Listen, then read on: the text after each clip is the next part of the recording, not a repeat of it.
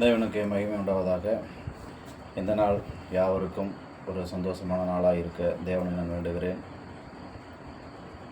இந்த நாளுக்கான ஒரு சிந்தனை துளி, ஒரு உண்மையுள்ள ஒரு சாட்சிங்க. அது ஒரு மனுஷனுடைய வாழ்க்கையில் நடந்த ஒரு உண்மையுள்ள ஒரு சாட்சி. இது எப்படின்னு பார்த்தீங்க அப்படின்னா, ஒரு மனுஷன், அதாவது என்னுடைய ஒரு சகோதரன், இப்போது அவனுக்கு ஒரு தீராத ஒரு வியாதி, மருந்தே இல்லாத ஒரு வியாதி அவனை ரொம்ப கஷ்டப்படுத்திட்டு வந்திருக்கு. இப்போ இதை வெளியே சொல்ல முடியல, அவனால் சொல்ல முடியாமல் இந்த வியாதி ரொம்ப முத்தி போச்சு. இப்போ ஒரு நாள் கடைசியாக முடியாமல் ஹாஸ்பிட்டலுக்கு எடுத்துகிட்டு போகும்போது என்னை கூப்பிட்டாங்க. சரின்ட்டு நானும் போனேன். நாங்கள் வழக்கமாக பார்க்குற அந்த டாக்டர்கிட்ட கூட்டிகிட்டு போகும்போது அவர் என்ன சொல்கிறாருன்னா, இவர் இங்கெல்லாம் நான் பார்க்க முடியாதுங்க, இவர் ஏற்கனவே இங்கே வந்திருக்கிறாரு, இதெல்லாம் நாங்கள் பார்க்க முடியாது, குணப்படுத்த முடியாது, நீங்கள் முடிஞ்ச வரைக்கும் ஜிஹெச்சில் போய் மாத்திரை வாங்கி நீங்கள் சாப்பிட்டுக்குங்க, அவ்வளோதான், இதுக்கெல்லாம் வேறு எந்த மருந்தும் கிடையாதுன்னு சொல்லி நான் அனுப்பிவிட்டேனே, இப்போ மறுபடியும் நீங்கள் இங்கேயே கொண்டு வந்திருக்கிறீங்க அப்படின்னு சொல்லிட்டு என்கிட்ட பேசினார். இப்போ இது எப்போன்னா 4 வருஷத்துக்கு முன்னாடி கொரோனா டைமில். இந்த கொரோனா டைமில் எங்கே போனாலும் எந்த டாக்டரும் கரெக்டாக பார்க்க மாட்டேங்கிறாங்க, எந்த ஒரு மருந்து மாத்திரையும் கொடுக்க மாட்டேங்கிறாங்க. அது ஒரு பெரிய பிரச்சனையாக போயிட்டுருக்குது. இந்த சகோதரனுடைய கண்டிஷன் என்னன்னு பார்த்தோம் அப்படின்னா, நிற்கவே முடியல. அதாவது ரெஸ்ட் ரூம் போகிறது கால் வலி அப்படியே போயிட்டுருக்கு. அவன் சுயநினைவே இல்லை, கண்டிஷன் மோசமாயிடுச்சு. அப்போது எல்லாமே இது தேருமா தேராதா அப்படிங்கிற அளவுக்கு யோசிக்கிறாங்க. அப்போ நான் நாங்கள் வழக்கமாக பார்க்குற டாக்டர் ஒரு யதார்த்தம் எதுவாக இருந்தாலும் என்கிட்ட பேசுவார், உண்மையை சொல்லிடுவார்.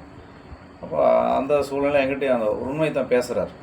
என்னன்னா, இது பார்க்க முடியாதுங்க, நீங்கள் ஜிஹெச்சுக்கு எடுத்துகிட்டு போயிருங்க அப்படின்னு சொல்லிட்டு அவர் உண்மையான ஒரு சூழ்நிலையை சொல்லும்போது நான் எல்லாத்தையும் கேட்டுட்டு கடைசியாக சொன்னேன், சரி பரவாயில்ல, நீங்கள் சொல்கிறது எனக்கு புரியுதுங்க, ஜிஹெச்சில் போய் என்ன நடக்கும்னு நீங்கள் எதிர்பார்க்குறீங்களோ அது இங்கேயே நடந்துட்டு போகட்டுமே, நீங்கள் எதுக்காக பயப்படுறீங்களோ அது இங்கேயே என்ன ஆனாலும் பரவாயில்ல, இங்கேயே ஆகட்டும், உங்களுக்கு என்ன கேரண்டி வேணும் நான் கொடுக்குறேன் உங்களுக்கு, நீங்கள் பாருங்கள் அப்படின்னு சொல்லி நான் சொன்னதுக்கு பிறகு, சரி இவ்வளோ தூரம் நீங்கள் சொல்கிறீங்க, அதனால் நான் வேணால் எடுத்துக்கிறேன், ஒன்றும் பிரச்சனை இல்லை, நீங்கள் எனக்கு கையெழுத்து போட்டு கொடுக்கணும், நீங்கள் ரெண்டாவது சங்கடப்படக்கூடாது அப்படின்னா, எனக்கு எந்த சங்கடம் இல்லைங்க, நீங்கள் பார்த்தா மட்டும் போதும் அப்படின்னு சொல்லிவிட்டு, நீங்கள் உங்கள் கடமையை செய்யுங்க, அதுக்கு மேலே கடவுள் இருக்கார் பார்த்துக்குவாருங்க அப்படின்னு சொல்லிவிட்டு நான் ஒரு நம்பிக்கையை சொல்லிவிட்டு பெட்டில் சேர்த்தியாச்சு. 2 நாள் விட்டாச்சு. இப்போ 3ஆவது நாள், அந்த 2 நாளில் ஓரளவுக்கு அவனுடைய அந்த சூழ்நிலை மாறி இருக்குதுன்னா பேசுகிற அளவுக்கு மாறி இருக்குது. முதல்ல பேசக்கூட தெம்பு இல்லாமல் இருந்தான். அப்போ அந்த பேசக்கூடிய ஒரு நிலைமையில் இருக்கிறான். ஆனால் கிளியர் ஆகலை. அப்போது நான் போயிட்டு கேட்டேன், உன்னுடைய நிலை என்னன்னு உனக்கு தெரியுதா, மருந்துனாலேயோ இல்லை டாக்டர்னாலேயோ உன்னை காப்பாற்ற முடியாது அப்படிங்கிற ஒரு நிலை உனக்கு புரியுதா அப்படின்னு சொல்லி நான் இப்படி தான் உண்மையை கேட்டேன். கேட்கும்போது நல்லா புரியுது எனக்கு, என் கண்டிஷன் என்ன எனக்கு நல்லா தெரியுது அப்படின்னு சொல்லி சொன்னான். சரி, இப்போது மருந்து மாத்திரையும் எதுவுமே உன்னை காப்பாற்ற முடியாது அப்படிங்கும்போது நீ வேறு என்ன செய்யலான்னு ஐடியாவில் இருக்க, வேறு அடுத்த பிளான் என்ன அப்படின்னு நான் கேட்கும்போது, நீ என்ன சொன்னாலும் நான் கேட்குறேன் அப்படின்னு.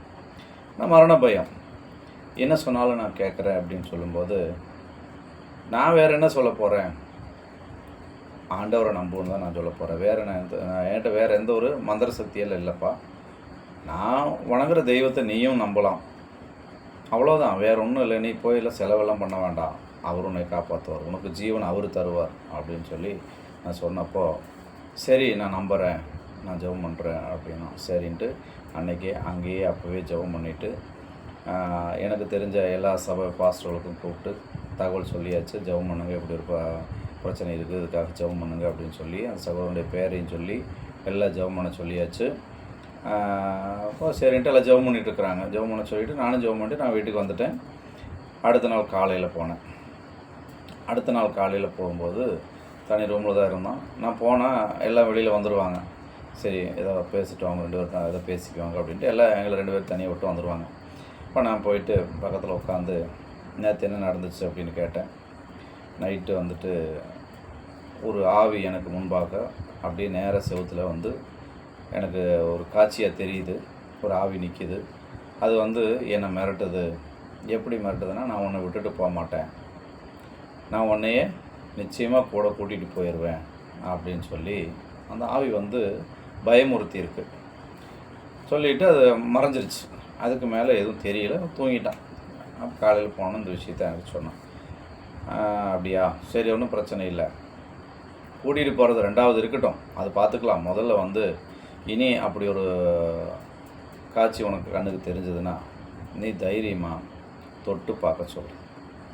ஒன்றும் தேவையில்லைப்பா, நீ வந்து நான் ஆண்டவரை நம்புகிறேன், அவருக்கு மேலே உனக்கு சக்தி இருந்தான்னு நீ என்னை தொட்டு பாருன்னு மட்டும் ஒரு வார்த்தை சொல்லு, அதுக்கு பிறகு என்ன நடக்குதுன்னு பார்த்துக்கலாம் அப்படின்ட்டு நான் சொல்லிவிட்டு நான் வந்துட்டேன். அடுத்த நாள் காலையில் அதே போல் போகும்போது அதே போல் தான் உட்காந்து கேட்குறேன். கேட்கும்போது நைட்டு அதே மாதிரி ஒரு சம்பவம் நடந்துச்சு.